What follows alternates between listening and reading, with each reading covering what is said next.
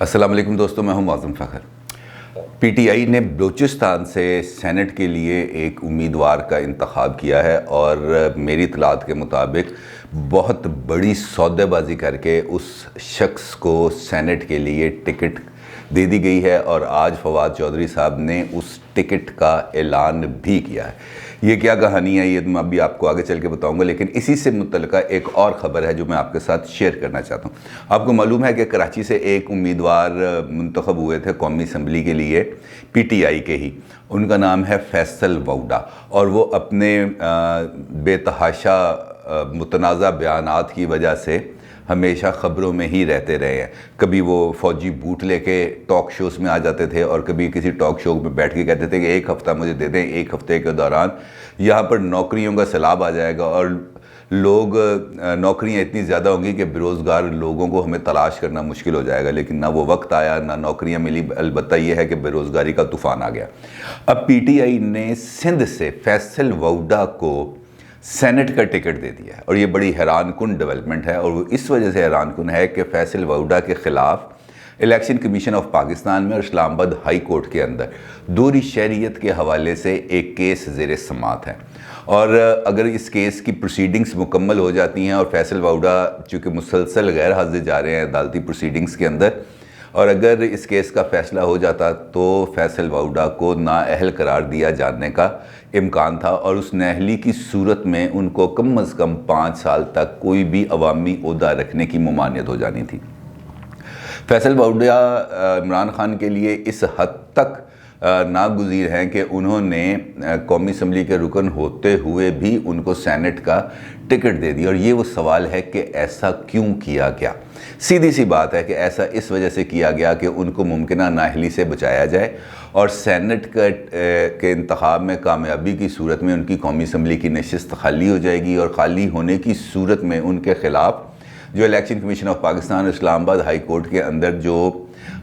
مقدمہ زیر سماعت ہے وہ خود بخود رک جائے گا۔ لیکن اس مقدمے کے اندر بھی ایک اور ڈیولپمنٹ ہو چکی ہے، اور وہ ڈیولپمنٹ یہ ہے کہ عدم پیشی پر، مسلسل عدم پیشی پر اور کئی مرتبہ نوٹسز جاری کرنے کے باوجود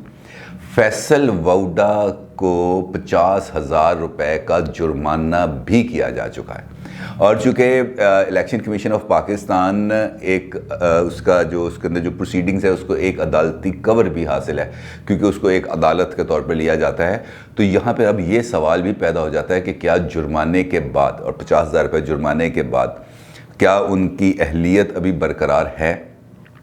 اور اس تناظر کے اندر ان کو اگر سینٹ کی ٹکٹ دی جاتی ہے تو یہ بھی سوال پیدا ہوتا ہے کہ آخر عمران خان نے ایک مرتبہ پھر اپنی ایک اے ٹی ایم کو بچانے کے لیے، مبینہ طور پر اپنی ایک اے ٹی ایم کو بچانے کے لیے سینٹ کا ٹکٹ دے دیا، اور یہ بہت ہی عجیب و غریب بات ہے، لیکن کیا کیا جا سکتا ہے، پاکستان کا سیاسی کلچر تو اسی طریقے سے بھی ہے۔ اور اس طریقے سے اسلام آباد کے اندر عبدالحفیظ شیخ اور فوزیہ ارشد کے لیے پی ٹی آئی نے ٹکٹ جاری کی ہے۔ پنجاب سے سیف اللہ نیازی، ڈاکٹر زرخا اور بیرسٹر علی ظفر کا نام فائنل کیا گیا ہے۔ سندھ سے فیصل ووڈا، سیف اللہ ابڑو کا نام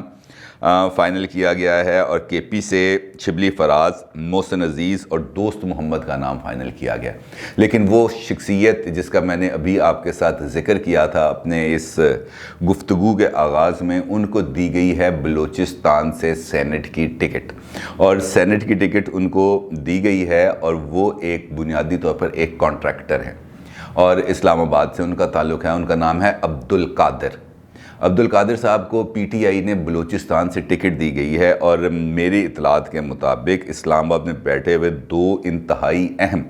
حکومتی ذمہ داران سے عبدالقادر صاحب نے ڈیل بنائی، اور اس ڈیل کے نتیجے میں ان کو ٹکٹ دیا گیا۔ اب مجھے یہاں تک تو ایک بات کنفرم ہے، اور مجھے اس بات کا بھی یقین ہے کہ عمران خان صاحب کے فرشتوں کو بھی نہیں پتا ہوگا کہ کن 2 لوگوں نے یہ ڈیل بنائی اور کن 2 لوگوں نے پیسے پکڑ کر عبدالقادر صاحب کو ٹکٹ جاری کی، اور ٹکٹ جاری کرنے کے بعد، اور ٹکٹ جاری ہونے کا اعلان بھی ہو گیا، جبکہ بلوچستان میں جو پی ٹی آئی کی قیادت ہے وہ اس پورے فیصلے سے مکمل طور پر لاعلم ہے۔ انہیں پتہ ہی نہیں ہے کہ یہ ٹکٹ کے لیے بندے نے کب اپلائی کیا اور کس طریقے سے اس کی وہاں تک رسائی ہوئی اسلام آباد میں،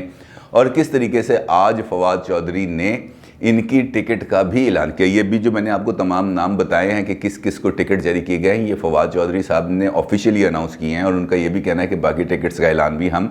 جلدی کریں گے. اس کے ساتھ ساتھ انہوں نے کافلی کے کامل علی آغا کا بھی ٹکٹ کا اعلان کیا. اب اگر عمران خان صاحب کو یہ پتہ نہیں ہے کہ پیسے پکڑے گا, ہم ایک منٹ کے لیے فرض کر لیں کہ عمران خان کو نہیں پتہ کہ عبدالقادر کو ٹکٹ دی جا رہی ہے, تو پھر وہ دو لوگ جنہوں نے یہ پیسے پکڑے انہوں نے کس طریقے سے پی ٹی آئی کے پارلیمانی بورڈ کو قائل کیا ہوگا, اور کیا نیچے سے اوپر تک پیسے نہیں چلے؟ ڈیفینیٹلی پیسے چلے ہیں. اور عمران خان صاحب اگر یہ کہتے ہیں کہ مجھے اس بات کا علم نہیں, تو کم از کم میں تو اس بات کو پر یقین کرنے کے لیے تیار نہیں ہوں کہ ان کو اس بات کا علم نہیں ہوگا. ان کو یقینی طور پر علم ہوگا. اور جو ان کے ایک اتحادی پارٹی ہے بلوچستان عوامی پارٹی, جس کا عرف عام میں مخفف ہے باپ, اس نے بھی اس ٹکٹ پر کے اجراء پر بڑی حیرانی کا اظہار کیا. انہوں نے کہا یار ہماری تو یہ بالکل لا علم ہے کہ یہ کیسے کیا گیا, کیونکہ ہم اتحادی ہیں اور سینٹ کے اندر بلوچستان اسمبلی کے اندر جو ٹکٹس جاری ہونی تھی وہ تو ہمارے ساتھ مشاورت کے ذریعے جاری ہونی تھی, لیکن ہم سے مشورہ کیے بغیر ہی ایک بندے کو ٹکٹ دے دیا گیا. اب ہمیں نہیں سمجھ لگتی کہ اگر بلوچستان کے اندر ہمارا پی ٹی آئی کے ساتھ الائنس ہے تو وہ اس الائنس کی کیا اتنی بھی اہمیت نہیں ہے کہ ہمیں کسی بھی قسم کے فیصلے میں شامل کیا جا سکے یا کم از کم ہماری رائے لی جا سکے. تو اس سے یہ ظاہر ہوتا ہے کہ پی ٹی آئی کس حد تک آگے بڑھ چکی ہے سینٹ کے الیکشن کے اندر کامیابی حاصل کرنے کے لیے. اور دوسرا, سینٹ الیکشن پر جو ہر وقت اعتراضات اٹھائے جاتے ہیں کہ پیسے چل رہے ہیں, ویڈیو لیکس سامنے آ جاتی ہیں, 20 ارکان کو نکال دیا جاتا ہے, پھر ایک 3 رکنی کمیٹی بنائی جاتی ہے. اور دلچسپ بات یہ ہے کہ وہ 3 رکنی کمیٹی کا جو سربراہ ہے فواد چودھری, وہ یہ کہتے ہیں میڈیا پر آ کے یہ کہتے ہیں کہ جن لوگوں نے پرویز خٹک اور اسد کیسر پر الزام لگائے ہیں ہم تو ان الزامات کو سنیں گے ہی نہیں. یعنی کہ اگر انہوں نے ان الزامات کو سننا ہی نہیں ہے اور دودھ کا دودھ اور پانی کا پانی الگ نہیں کرنا, تو پھر یک طرفہ طور پہ ایک کمیٹی اندر بن جائے گی, وہ اپنی رپورٹ دے دے گی, تو اس کی کیا لاجیکل حیثیت ہے, اس کی کیا قانونی حیثیت ہے؟ میرا تو نہیں خیال اس کی کوئی قانونی حیثیت ہوگی یا ہونی چاہیے. اور اس ساری صورتحال کے اندر خاص طور پر بلوچستان کے حوالے سے جو عبدالقادر صاحب کو ٹکٹ دی گئی ہے, جو بلوچستان عوامی پارٹی کے ایک سینیٹر ہیں انوار الحق کاکڑ صاحب, انہوں نے اس بارے میں اپنی رائے کا اظہار کیا ہے. ان کا یہ کہنا ہے کہ ہمیں تو چونکہ نہیں پتہ, لیکن ہماری توقع تھی کہ ہمیں سینٹ کے اندر, چونکہ ہم بلوچستان اسمبلی کے اندر ان کے اتحادی ہیں, ہم سے رائے لی جائے گی, لیکن ہم سے نہ رائے لی گئی نہ ہم سے پوچھا گیا. لیکن ہم یہ امید کرتے ہیں کہ پرائم منسٹر عمران خان اس صورتحال کا نوٹس لیں گے اور ان لوگوں کی نشاندہی کریں گے جنہوں نے یہ سارا کھیل سٹیج کیا ہے اور اس سے اپنے اپنے مفادات اٹھائے ہیں. یہ بات تو 100% کنفرم ہے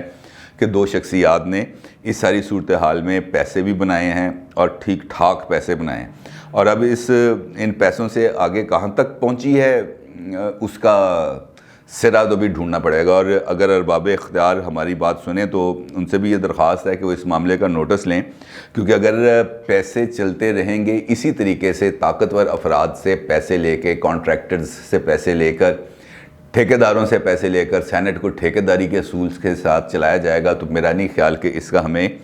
کوئی فائدہ حاصل ہوگا. اور اگر فائدہ حاصل نہیں ہوگا تو ہمیں صرف اور صرف اس کا نقصان ہے, کیونکہ ہم اپنے منہ پر کالک ملتے رہیں گے. اور دلچسپ بات یہ ہے کہ یہ سب کچھ وہ شخصیت اور اس پارٹی میں ہو رہا ہے جن کو پاس ایمانداری کا سرٹیفکیٹ ہے, جو صادق اور امین ہیں. لیکن اب کیا کیا جائے, اب وہ تو کہتا ہے میں صادق و امین ہوں, لیکن اس کے ساتھ سارے, مجھے نہیں لگتا کہ ایسی کوئی بات ہے. لیکن ایک بات طے ہے کہ یہ جھوٹ کی پیداوار اور پروپیگنڈا کی پیداوار لوگ صرف اور صرف پروپیگنڈا کر سکتے ہیں اور جھوٹ بول سکتے ہیں, ان کا حقیقت سے کوئی تعلق نہیں ہے. ایک مثال میں نے آپ کو دے دی, وقت گزرنے کے ساتھ ساتھ اور بھی مثالیں آپ کے سامنے آئیں گی کہ کس طریقے سے پنجاب, کے پی اور سندھ میں طاقتور لوگوں سے پیسے لے کر ان کو ٹکٹیں دی گئی ہیں. اپنی رائے کا ضرور اظہار کیجیے گا. آپ کا بہت شکریہ. اللہ حافظ.